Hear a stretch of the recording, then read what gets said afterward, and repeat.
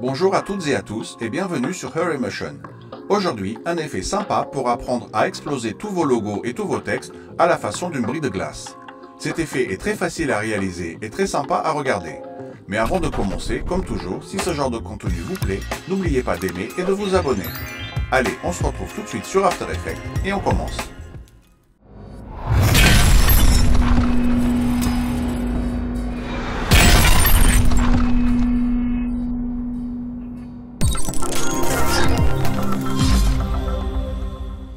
Bien, commençons tout de suite par créer une nouvelle composition. On va la renommer en rendu, pour le rendu final.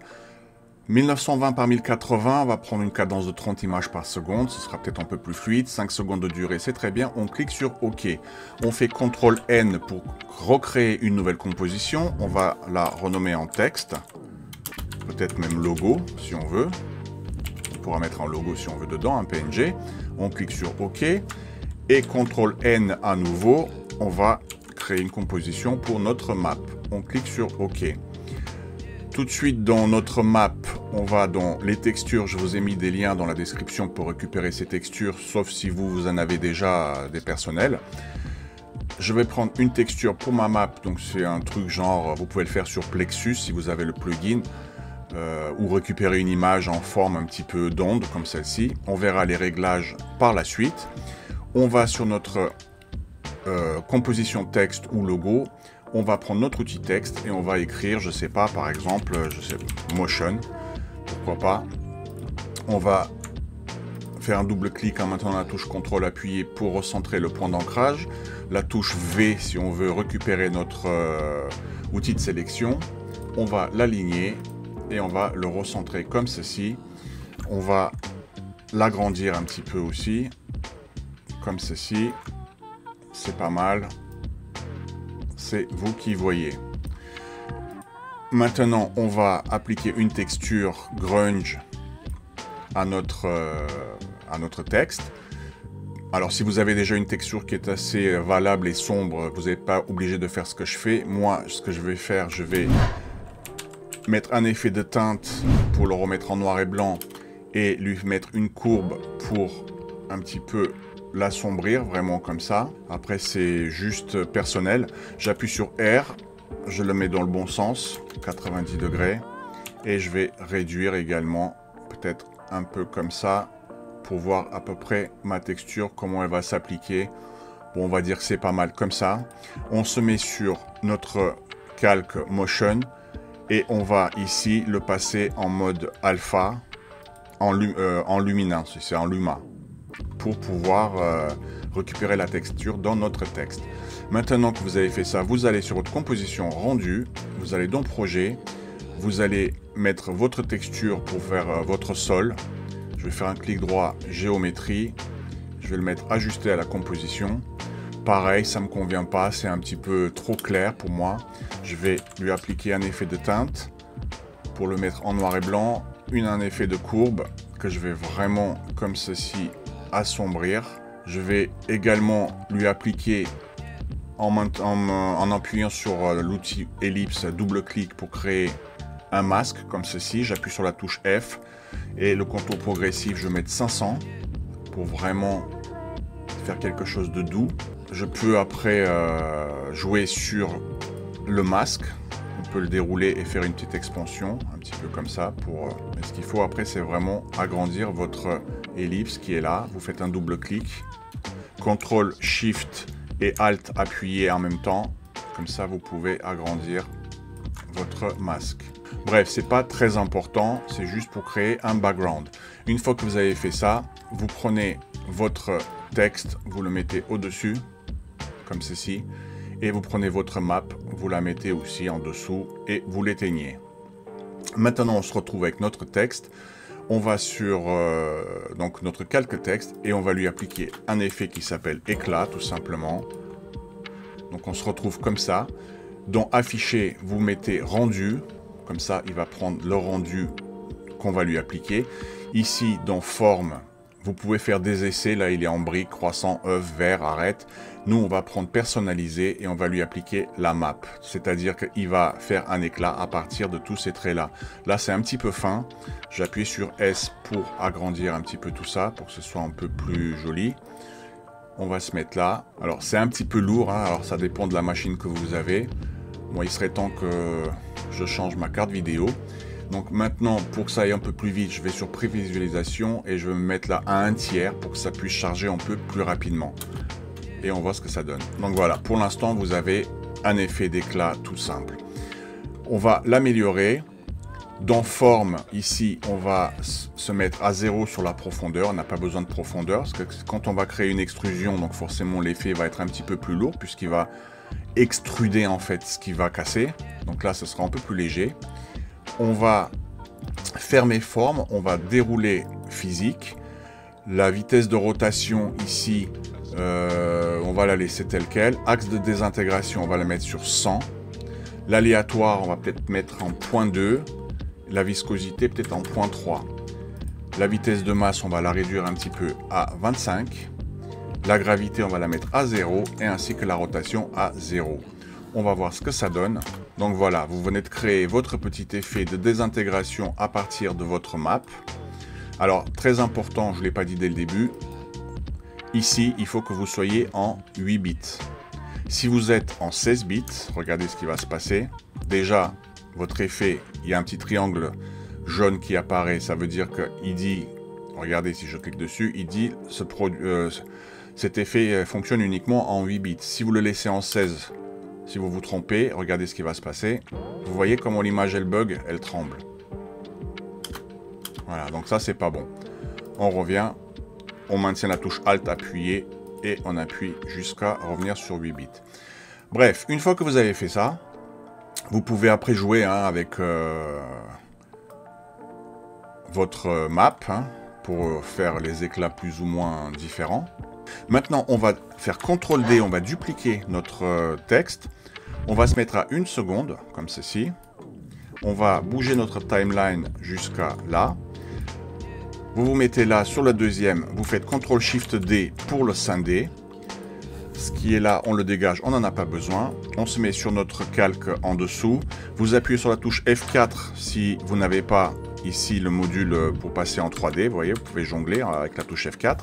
On va le passer en 3D, notre texte, celui-là. On va appuyer sur la touche P pour la position. On maintient la touche Shift et on appuie sur R pour dérouler également la rotation.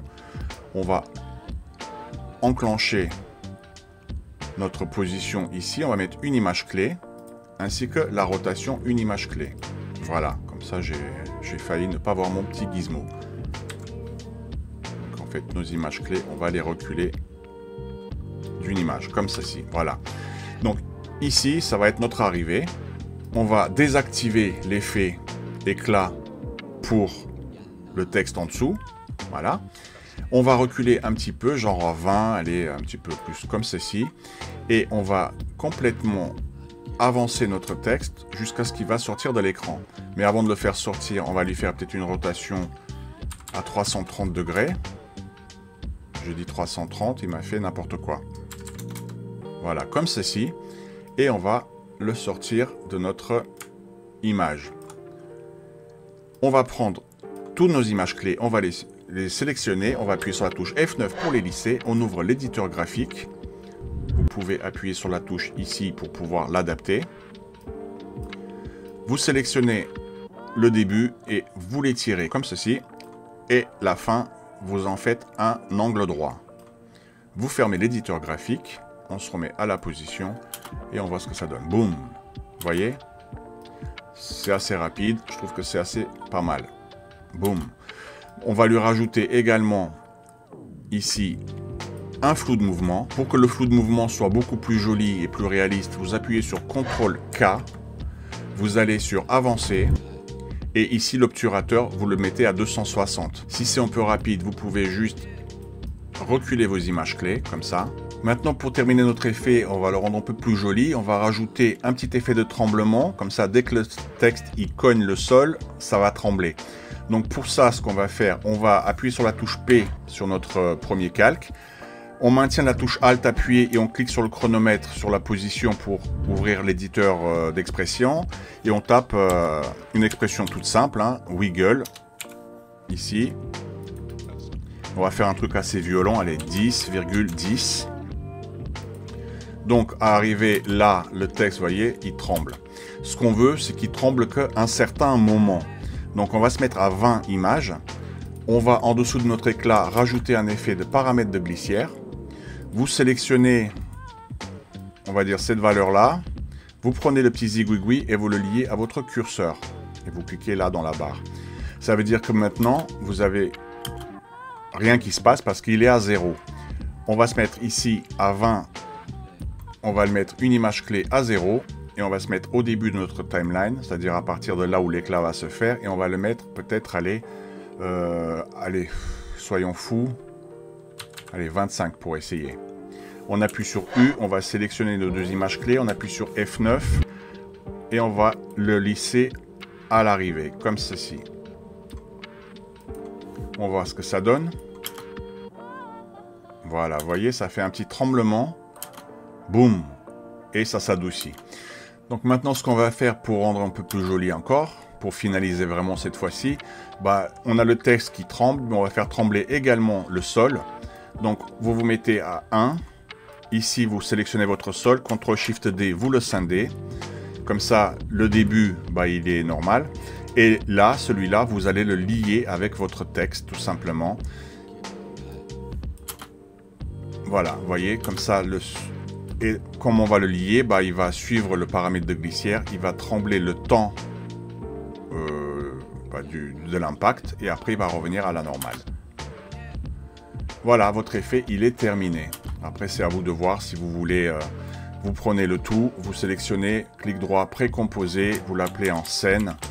Vous faites OK. Et là, votre scène finale, bah, après, vous pouvez CTRL-ALT-Y si vous voulez lui rajouter des petits effets, hein, une petite courbe pour changer un petit peu tout ça. Vous pouvez CTRL-ALT-Y à nouveau, peut-être lui rajouter un peu de grain si vous voulez. Mais bon, ça, c'est vraiment... bruit, peut-être le mettre aller à 5%. Je crois que déjà il y a tellement de textures, ça se verra pas énormément. J'ai oublié aussi, si vous voulez mettre une couleur dans votre texte, vous allez dans votre texte ici. Sur Motion, vous faites CTRL-ALT-Y, vous faites un calque d'effet et vous lui mettez peut-être un effet remplir, tout simplement. Et là, vous choisissez la couleur que vous voulez. Alors, je sais pas si vous dites, allez, un jaune. Vous allez sur rendu et là votre texte il va devenir jaune. Voilà. Ce qui est pas mal aussi. Après si vous voulez vous rajouter des bar scope, si vous voulez vous le laisser comme ça. C'est vrai que moi j'aime bien mes effets bar scope. Je prends mon effet CC Jaws. 80%. Hauteur 0. C'est aussi joli. Donc voilà pour votre effet final. Donc voilà, votre effet il est terminé. Maintenant si vous voulez pas utiliser de texte, bah, c'est pas compliqué. Vous éteignez votre texte Motion. Vous importez peut-être un logo à la place. Tout simplement. Là, le calque d'effet, vous n'avez pas besoin. Vous allez le repositionner où vous voulez. Et là par contre, vous n'avez pas besoin de faire de Luma, de mettre du grunge pour que votre logo soit vraiment rendu en forme logo. Et là, si je démarre, enfin, si ça recharge, vous voyez ce qui va se passer. On va mettre au début. Boum. Donc voilà pour ce petit tuto. À vous de vous amuser maintenant. Voilà, on arrive à la fin de ce tuto. Merci de l'avoir suivi, en espérant comme toujours qu'il vous a plu et a permis d'apprendre quelque chose de nouveau. N'oubliez pas d'aimer et de vous abonner si ce n'est pas déjà fait. Pour ma part, je vous dis à bientôt pour une nouvelle vidéo.